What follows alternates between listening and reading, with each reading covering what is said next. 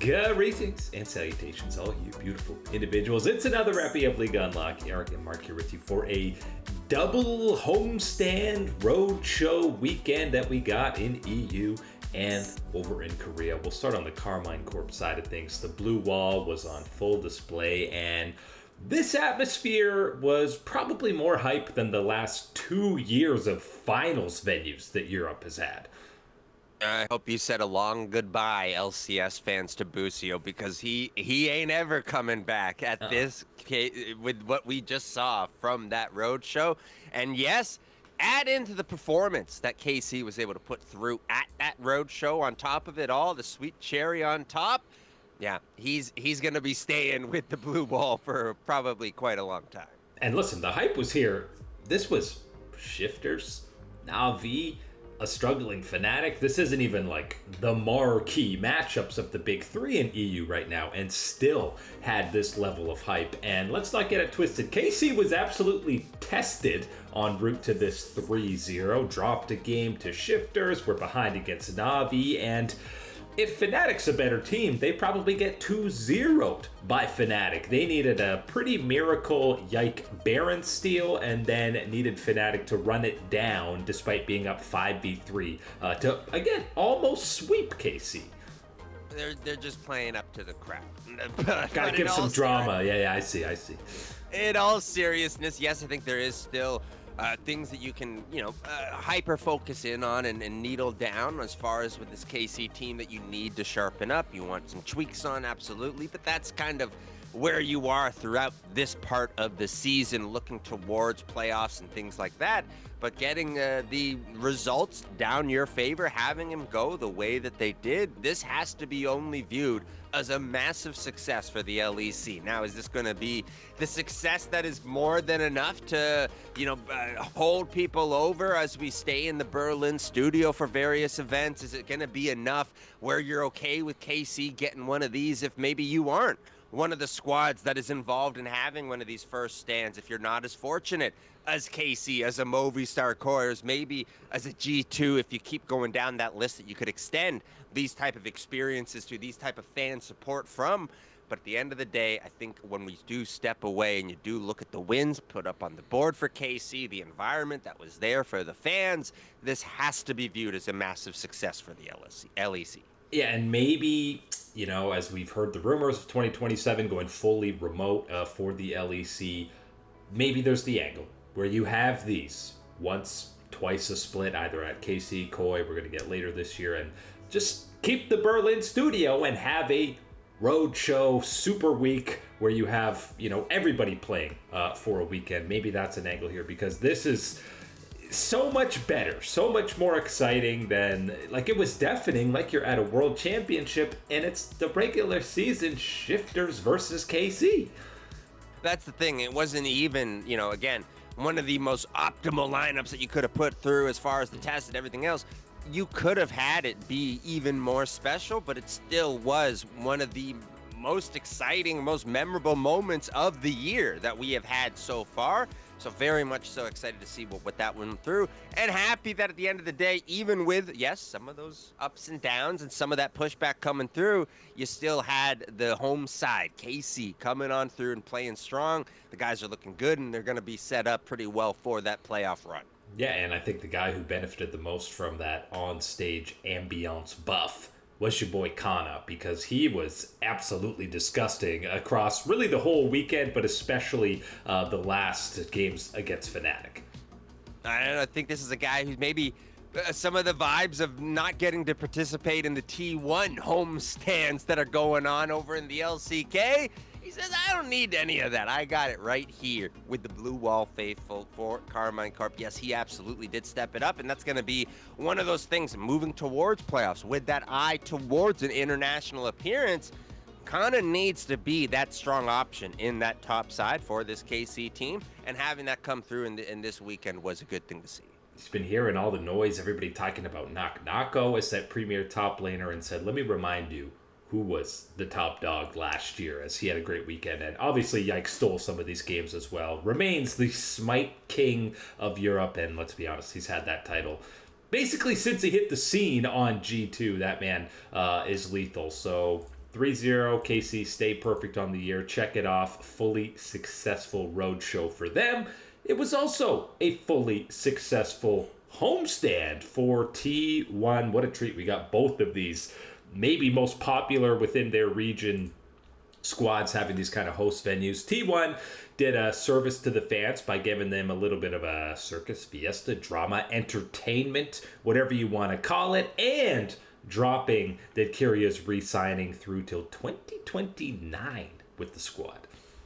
That is a big re-signing within the landscape of the LCK. Never mind the global scene with what type of player, what type of salary someone like Kyria could command on the open market. Having him locked down to 2029 is a big deal for T1. Is that going to be 2029, meaning we're going to see the unkillable Demon King out there until 2029 alongside Kyria? That's a possibility, but what is probably more likely is that we don't see the unkillable Demon King on this lineup through to 2029, and that means Kyria has committed to be with this organization, faker or not. That's the gist of it, and I think that is a big step into the future for this T1 lineup to secure themselves someone like that. And on top of it all, yes, they take care of business throughout this homestand. A little bit more suspect, I think, than when you're looking at what was going on with Karmine Corp, even through their ups and downs throughout all those matches. T1 maybe not as clean and thorough through, but still a good showing from them to reinsert themselves back into that top picture, top conversation within the LCK at the very least. And with that Kyria re-signing, it was only fitting that, especially the BFX series, that was absolute peak vintage Kyria. First the Alistair game, and finally we see this duo of him and Pays completely take over a game on that obviously lethal laning phase, Caitlyn Lux, but they were absolutely styling on Diablo in that one.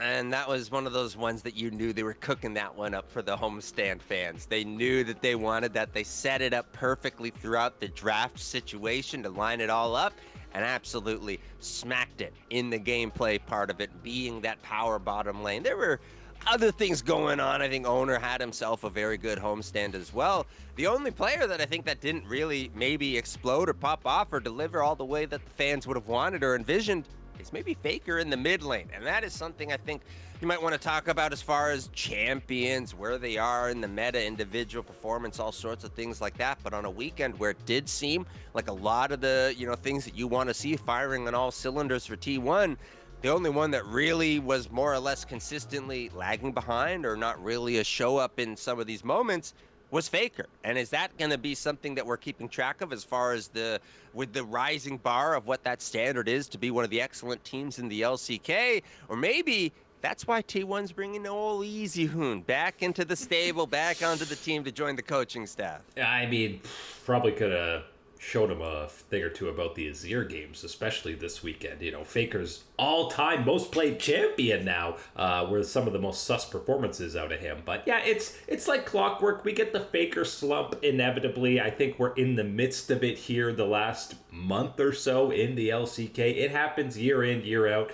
My man can't stay motivated during the regular season. It's a long year. These games don't mean enough to the GOAT, that's all. It's just one of those ones where I think the individual power wasn't quite there, the lock-in in that type of sense. But it's one of those ones where that wasn't there, but it was more than enough there with the rest of the roster. As we laid out, Kyria and Pays in that bottom lane, Owner getting it done. I think this was a strong to stable contribution from Dorn in that top side. You had all the things that you needed to get through in this stage and to still be one of these teams that is showing a little bit more than everybody else, showing that extra angle that one of the top teams of the LCK is expected to do. So this was, I think, a success for T1, and you top it off with the Kyria announcement. It is, of course, that outstanding success.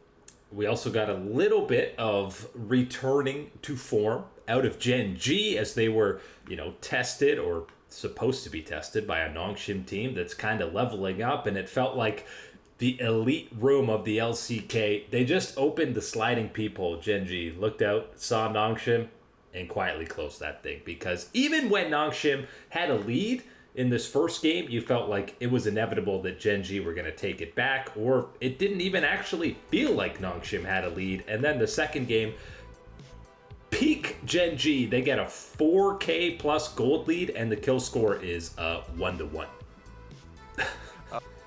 Man, I feel bad for Nongshim in this sense, because this was the guy getting all prepared. He's got his boots, he's double checked his laces, he's got the flashlight, he's ready to step out the door, and all of a sudden, what do you hear from the background of the jungle?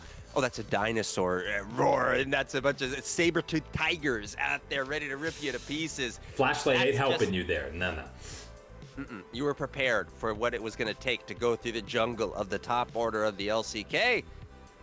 Not prepared for it anymore, and that's exactly it. As you said in that first game, yeah, a little bit of forward, back and forth going through with that one, but still the strength of Gen.G coming through. It really is that second game where it is that absolute soul-crushing control and map play and macro that is you earned through by this Gen.G team, where all of us, you're like, we haven't made any mistakes, yet we're in a position where you've made multiple mistakes to be down the advantages that Gen.G has built for themselves. That is impressive. So this is one of those ones where I think, yes, it is only 1-2 steps here type of things that you can take at a time. But this is a T1 and a Gen.G that are starting to pick up the pace and looking to get to that finish line before everybody else that has already passed them in this LCK race. And again, even if they're not catching the KT and Hanwha Life for this split, a third or fourth seeded Gen.G or T1, we know how terrifying that prospect is still going to be for this King of the Hill scenario to qualify for that midseason invitational. So good to see bounce back from both of them. Business as usual across the LCS, as it's another weekend where we see no real upsets to be found. It's the favorites kind of moving on. I will say the one series that was the most up in the air suspect was the Sentinels one against Team Liquid that absolutely had some fireworks, including a 1-5 Varus top lane for Impact that somehow bounces back into this game to get an even KDA. I never thought I'd see that from Impact. Number one, let's put that right there. But in any situation, I didn't think that Varus was going to be able to find a way back into that game. Unfortunately, I'm left with this, Team Liquid Sentinels matchup really being one of those odd ones where you kind of step away feeling a little bit worse about both teams on the end of the day about that one in the LCS. But it's more so maybe a compounding factor that you had the roadshow for KC, you had the homestand for T1, these special things, the environment, the crowds, everything else. This was just your regular standard value meal LCS order, and it was that's fine. That hits the spots, fills the hunger meter. Wasn't doing much else than that. Is how I felt about the matches in the LCS this week. It's the meal you're eating on the couch watching TV, as opposed to going sitting down on a nice patio for the T1 and Karmine Corp matchups. But really, Team Liquid, listen, Jose Dioto had a great series and continues, to me, to have been the best performing player on this Team Liquid roster through 4 series, and I'm still in the Quid MVP waiting room. Where's he at? Yeah, I was going to say, number one, Jose Dioto playing like that is a fantastic thing for Team Liquid, but it's counteracted by going, why is that the positive thing, the good thing that I'm talking about with Team Liquid on the list of things that I needed to talk about for Team Liquid in order for them to be one of these championship contenders, one of these top options within the LCS? That was a given that you were going to get one of those, but you had to also get 3 or 4 other things lining up, including, as you laid out, MVP level of Quid, which is not exactly something that we have seen from this team so far. It extends as well. I think Jan down in the bottom lane hasn't quite gotten as much mileage as you wanted out of him, and even Morgan in the top side still waiting for more of that LCK style of play from him. It really is one of these ones where you're left wanting more still from this Team Liquid team, despite, maybe getting enough done throughout this series. And the truth is, not just for Team Liquid, but I'm going to say every series, apart from the Cloud9 Shopify one, it's the main issue with the LCS, and that's these teams are winning mainly off of mistakes of the opposition. The FlyQuest Dignitas one, even the disguised Lion Gaming one, probably should have at least lost the game, but there's just errors from the other squad. It was only Cloud9 that had a clean 2-0. They fully dictated the whole series, and this is the issue why the LCS gets gapped internationally. It's one of those ones you can see it in traditional sports as well, as you outline that type of situation where you are certainly able to capitalize, able to punish on mistakes, right? Oversteps, misplays, whatever it's going to be from your opponent.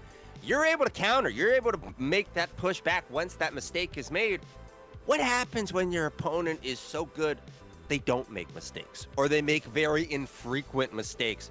Like we see from the very best teams in the LCK, from the best in the LEC and the LPL, these squads where it really puts you on that back foot. You see no signs of any type of strength in that regard or capability of being able to manage those situations within the LCS as you lay out. Also mentioned the time. It happens to be someone is worse than the other on the day. Are you able to then punish that level of downplay, misperformance, bad choice, whatever? And that is, again, outside of looking really at that Cloud9 and Shopify series that did give you a little bit more. That really does seem to be a fitting label for the rest of the LCS. And listen, Shopify made plenty of mistakes in that series, but Cloud9 were just really never in doubt and didn't make mistakes themselves. So that's the only one I give the little caveat. But 4-0 for Team Liquid, 4-0 for Cloud9. But it is when these teams don't make mistakes, the LCS teams don't really know what to do because they don't have the experience of, we just have to play absolutely cleanly top tier to be able to take you down. Well, we're not accustomed to doing that. And that's even though the LPL is, they make mistakes as well, as we saw over the weekend. But really what we saw, the main mistake might have been for poor 369 stepping away for a little, because I don't think you're getting this starting spot back if you are ready, because Jueon has been absolutely delivering on the LPL stage. We get the best Ambessa performance of the year. I'm going to dub it. And then my man's playing Lee Sin top. I'm going to say that he's lucky, actually, in this situation, that he is Mr. 369, and he has the resume and history of his career that he is bringing to the table. Because anybody else, it would be a slam, shut it, close the book type of situation. Case closed. It absolutely would be no way you're getting your starting spot back or any type of involvement whatsoever. It just so happens that, yes, at least with 369's career history and what he can bring to a team and everything else, you can maybe have conversations about, are you swapping guys at certain situations, leaving him to play a different style, whatever. But it is that conversation because, yes, he has been so good and has run with this run for this top esports squad that has been at the very top of the LPL as far as the type of form that we are seeing from them. And that is absolutely music to the LPL fans' ears to get this, not with the reliability of top esports as an organization we have seen in the past, but certainly having someone else enter that top conversation, top picture and elite level to talk about alongside BLG is something that we've been wanting in the LPL. And I think it's the whole top side of the map you can talk about for TES. Obviously, Jueon is this rookie, but I don't know how Tian comes from not even being on a team to all of a sudden being the best jungler in the LPL, within a matter of weeks. I don't know if anyone else is capable of doing that. I'm pretty sure this is just the lucky situation that this is not, put the square, shape in the circle hole or triangle hole. This is where it lines up. Triangle piece, triangle hole. This is what you needed to fix it situation, and Tian is absolutely it. It's one of these ones where, absolutely the skill, the experience, all that checks the marks.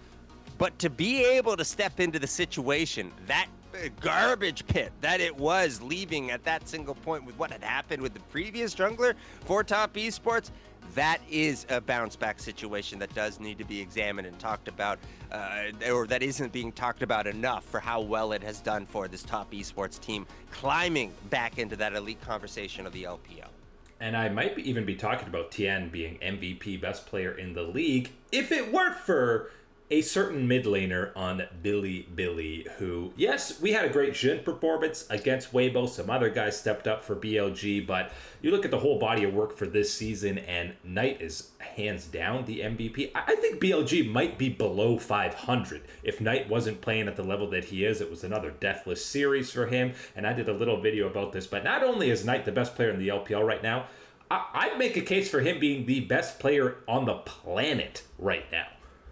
Just scary because anytime Knight has approached that type of talk and hype and conversation about it, usually that's when his team fails him at the biggest of moments type Yeah. of situations. But he has been in that dominant form right now throughout the LPL, and what we have seen from him individually, you can go back to the series against NIP where it seemingly is only him performing at that type of level for BLG. Not the case. Thankfully, this weekend does get a little bit of help from the rest of the squad and is more than strong enough to take down the competition. Yeah, with the form that he is in right now, he has got to be amongst them, if not the guy to keep an eye out as far as being a difference maker and being one of these players that is locked into his form. Even on an Annie pick. How many times have we seen guys pick Annie in the mid lane? They fall behind 2 levels, the opposing mid laner. They're down like 3,000 gold. He goes deathless and is actually one-tapping, burst comboing guys. Like, no one's playing Annie to that level. I was gonna say, it's the snooze factor. Normally when it's an Annie out there, you're just waiting, she's gonna hit the stun, whatever. Yeah, I'm seeding the lane. You can dominate me, whatever. This is an Annie that you took your eye off of the screen. You're toast. You're eviscerated, incinerated on the spot was the damage that he was able to put out on there. Absolutely top tier, and Knight again continuing to lead the way for the LPL. And, obviously, because of that head-to-head, they're still behind Top Esports, and Top Esports are 2-0ing everybody across the board. 2 game losses total so far for them to the 6 from BLG, who obviously have an extra series loss. But we did get AL and JDG both slowly bouncing back to try and get to that level that BLG and TES have been putting out. Yeah, it's one of those ones where you're waiting for maybe, at the very least, we got what we've been wanting in the LPL of having another team at that top tier, at that level of BLG. We've got that conversation with Top Esports, but maybe you're still waiting for the JDGs of the likes, the NIPs, everyone else to really kind of populate that middle tier, that next tier up, the dark horse candidates, everything else like that, before you start to get a little bit more excited about what's going on in the LPL. There's still plenty of time for the dark horses to ascend and for maybe a BLG or TES collapse when playoffs do roll around. But that is it today for League Unlock. Eric and Mark here with you, absolute stunners. Thanks for hanging out as always.